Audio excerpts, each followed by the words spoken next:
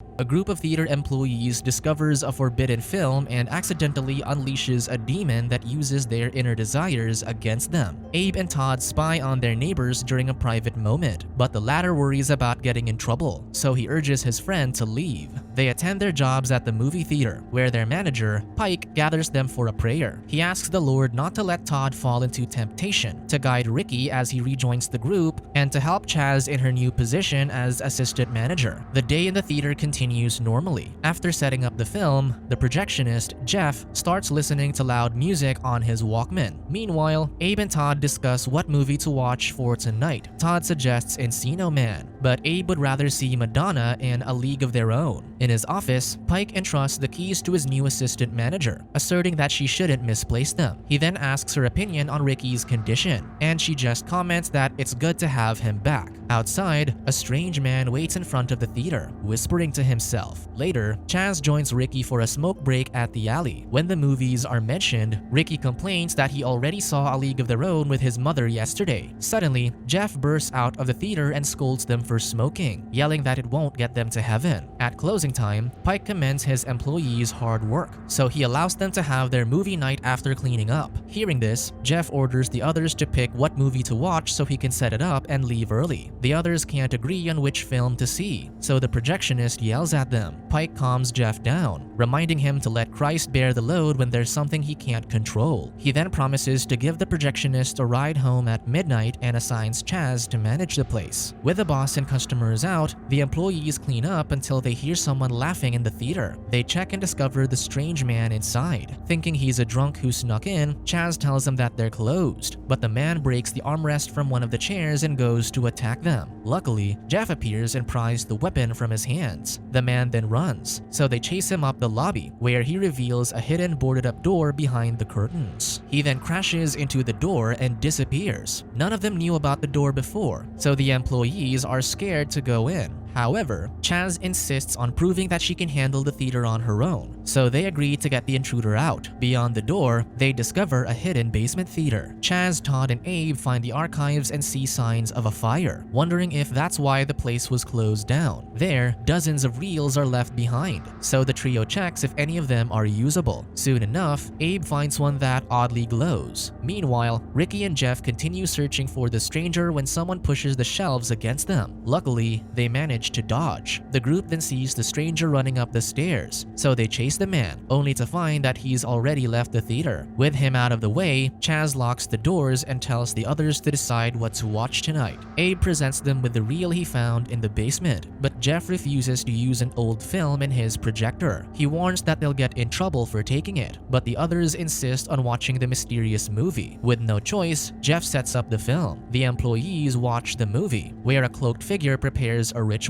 A mysterious lady then appears, and a goat-headed man removes her cloak. Suddenly, the film stops as Jeff complains about the movie's contents. The others accuse him of being a stuck-up, but Ricky agrees that they shouldn't be watching something sinful. Abe adds that he felt weird during the movie, and Chaz votes not to continue as well, fearing that she'll be blamed if their boss finds out what they watched. However, Todd has snuck into the projection booth and continues playing the film. While Jeff tries to stop him, the other three are hypnotized as the scene shows strange symbols. The man in the movie rings a bell, and the images become more gruesome. Suddenly, the film stops again, breaking the trio out of the spell. The film has jammed inside the projector, so Jeff scolds Todd for breaking the machine. Chaz notes that they'll all get in trouble if Pike finds the awful movie, so Todd forcefully pulls it out but breaks the device further. Because of this, an angry Jeff throws everyone out. Ricky and Chaz head to the basement to return the film. The latter uses this chance to confront the man, who was supposed to write to her while he was at camp. Ricky excuses that he was busy, but the woman dismisses the topic. She tries to save face by recounting how she got her into goth music over the summer, but Ricky chuckles at the idea of her father letting her listen to it. Offended, Chaz asserts that she doesn't need permission for everything she does. Meanwhile, Todd hears a woman's laughter in the bathroom but doesn't see anyone around. In the projection room, Abe helps Jeff in fixing the projector, but they're unsuccessful. Abe tries to defend his friend, but the projectionist insists that Todd is immoral, so he should stop hanging out with him. Finally, he gets the projector working, but it starts playing odd images. Elsewhere, Chaz finds a book about summoning a demon. Her reading is interrupted when Ricky tries to apologize, but stops when he notices that the picture in the book looks like the woman in the strange film. Suddenly, they hear someone whistling outside, so the two decide to leave, only to find the door stuck.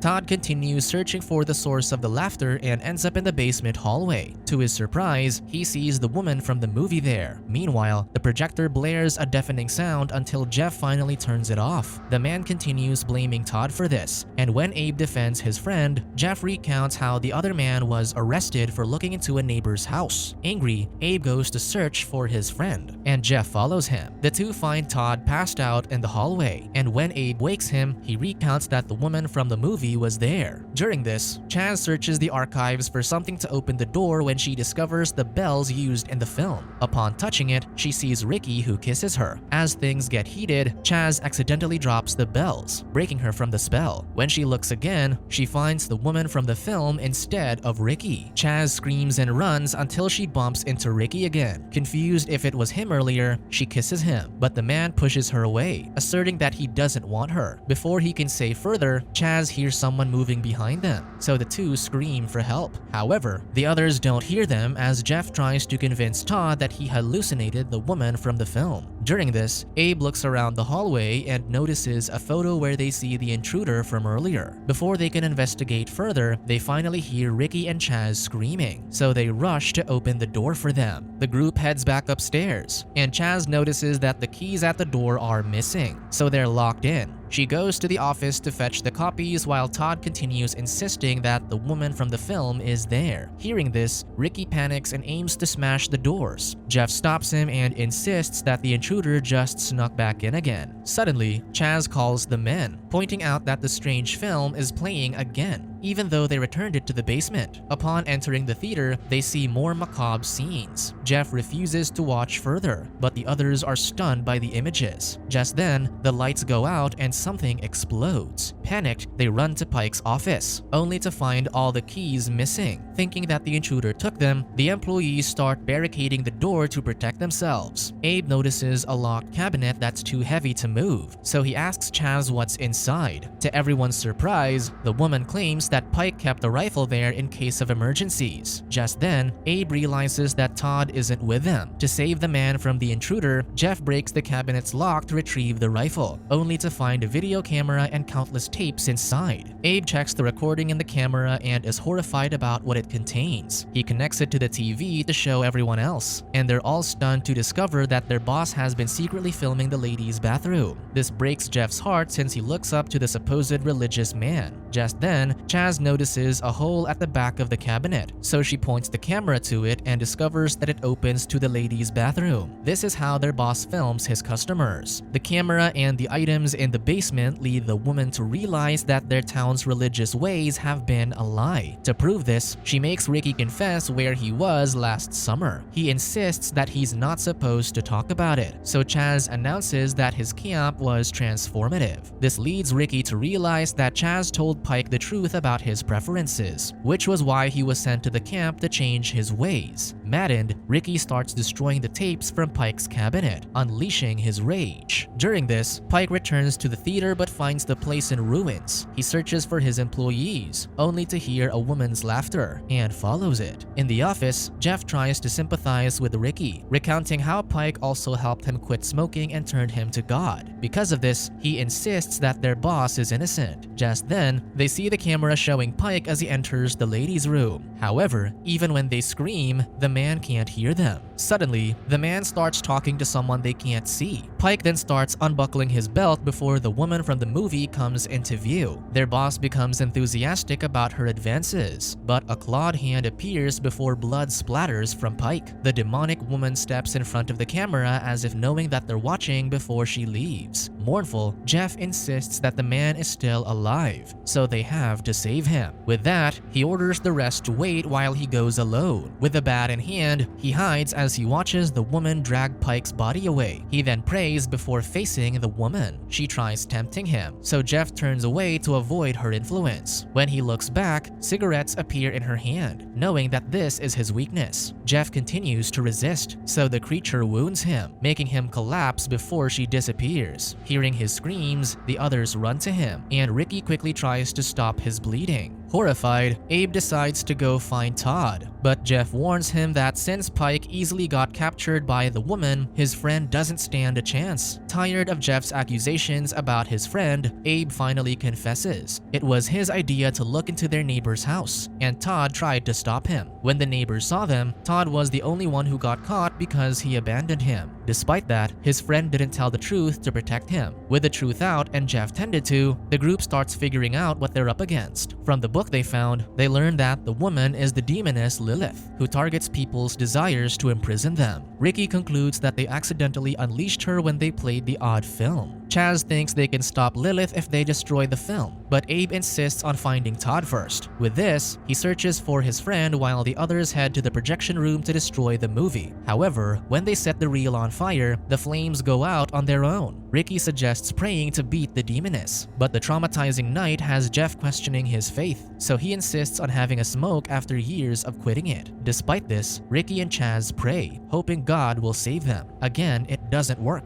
making Ricky question his faith as well. He then berates Chaz for telling Pike about his preferences. The woman cries, reasoning that she thought she was helping him. However, Jeff is now convinced that Pike and their whole town are frauds. They can only trust each other, so he decides to save Todd. Downstairs, Abe finds a hole in the wall of the hallway where he sees his neighbor's private times. With the man tempted, the demoness appears and grabs him. Hearing him scream, the others rush to his aid, and Jeff pulls him off the demon's grasp. Suddenly, the hallway goes back to normal. The group continues their search for Todd and finally sees him bound on stage. Before they can go to him, however, a cloaked figure arrives to prepare a ritual. It's the intruder from earlier, and he starts carving something on his skin before slapping Todd awake. The man announces that he's Lord Beekman, who used to own the theater which he used for his satisfaction. However, he was driven out, and his archives were burnt. He thanks the employees for summoning Lilith, so he only needs an inexperienced human's blood for his ritual and intends to use Todd's. With that, he carves on Todd's skin, and when the others try to save their friend, Beekman threatens to end the man. Completing his materials, the madman lights the blood and rings the bell so he can never be separated from his goddess again. Something starts moving inside Beekman's body, and everyone screams as the demoness pulls herself out of him. Lilith roars and opens a portal before dragging Todd towards it, so Abe and Jeff follow them, leaving Ricky and Chaz behind. The men are transported to another version of the theater where it's already morning outside. They try to leave, but the doors burn their hands, so Abe and Jeff scream for help. To their horror, the passers-by outside just stare at them before a symbol appears and blasts them all. A possessed Todd then levitates and screeches, so Abe and Jeff run to the bathroom, passing by a laughing Beekman at the ticket booth. Meanwhile, Chaz and Ricky try to figure out what to do. When Ricky accidentally rings the bells on the stage, his companion recalls the book they found, which stated that the demoness can only be summoned or dispatched using the sacred instruments when she's in her true form. With this in mind, she develops a plan. Upon her insistence, Ricky starts dancing on stage while hiding Beekman's blade behind him. Soon enough, Lilith appears in the form of Ricky's desire. During this, the demonic Todd appears in the bathroom where the others are hiding. Jeff declares that they have to kill him, so he rips a dispenser off the wall to use as a weapon. However, Abe stops him, believing that his friend is still there. Meanwhile, Ricky gets tempted by the demoness while Chaz gets confused, unable to see what he is seeing. The door to the other bathroom starts shaking, so Jeff blocks it. During this, Abe apologizes to his friend for not looking out for him. This makes Todd smile, so he reaches out to embrace his friend, only to use this chance to attack. In the real world, Chaz realizes that Ricky is under the demoness spell, so she proceeds to ring the bell. This forces Lilith back into her true form. Seeing this, Ricky snaps out of the spell and goes for the knife. However, the demon blocks his attack and tackles him. At the same time, Jeff is pushed back and dragged out of the bathroom while Demon Todd chokes Abe. Lilith attacks Ricky, so Chaz hurries to the stage and slides the blade back into his hand. Finally, Ricky stabs the demon, and she explodes into light before returning to the cursed reel. Because of this, Todd returns to his human form, and Jeff manages to run back to the bathroom. When he turns, he finds the dispenser back on the wall, confirming that they're back in the real world. They go outside and reunite with the others, who declare that they've trapped Lilith back in the film. Abe insists that someone has to ensure no one ever sees it again, but Todd worries that his friend will be tempted by it. Despite this, Chaz knows that the man has learned his lesson, so she entrusts the film to him. With that, Jeff breaks the glass doors, allowing him and his friends to finally escape the hellish theater.